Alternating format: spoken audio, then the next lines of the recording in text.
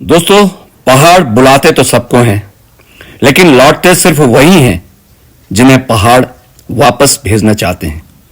कहते हैं कि जो वापस लौट आए वो अपनी कहानी सुना देता है, और जो नहीं लौट पाया उसकी कहानी उन चट्टानों की परतों में हमेशा के लिए दफन हो जाती है। मैं हूं भरत शाह, अल्मोड़ा की मेरे उस दौर की कहानी जो अधूरी होते होते बची थी। ये बात पोलैंड से आए उस विदेशी यात्रिक की है। मेरे ऑफिस के बाहर भीगा हुआ सा आया था और उसकी आंखों में पिंडारी ग्लेशियर का सपना था। मैंने उसको समझाया, लेकिन वो अपने सपने को पूरा होते हुए देखना चाहता था। आखिर मैंने यात्रा शुरू की उसके साथ।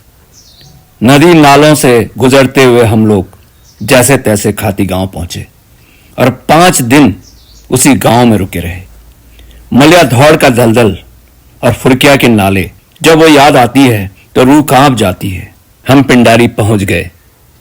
स्वामी धर्मानंद जी जो वहीं कुटिया में थे, उन्होंने भी काफी डांटा कि ये कोई वक्त है आने का, इतनी बारिश में आना, इतना बड़ा रिस्क लेना, और तुम तो समझदार हो, फिर भी तुम इतनी बड़ी गलती कर रहे हो। मैं क्या कहता, मैं चुपचाप रहा।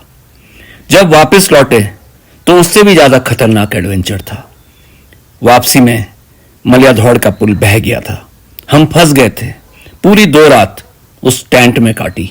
फरिश्ता सा सामने दिखलाई दिया। उसका नाम था किशन सिंह। वो कफनी गाड़ में बकरियां चराता था। उसने मुझे रास्ता दिखलाया, और वो रास्ता नहीं, एक मौत का जाल था। कटीली झाड़ियां, घने जंगल और चट्टानें।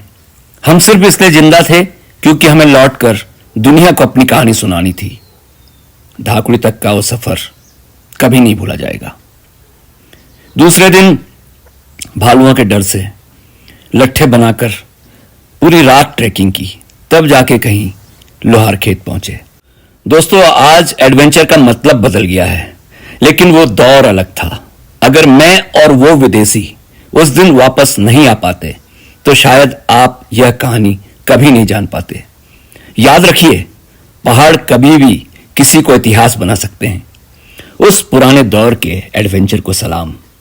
आप बताइए, क्या आपने कभी पहाड़ों में मौत को इतने करीब से महसूस किया है?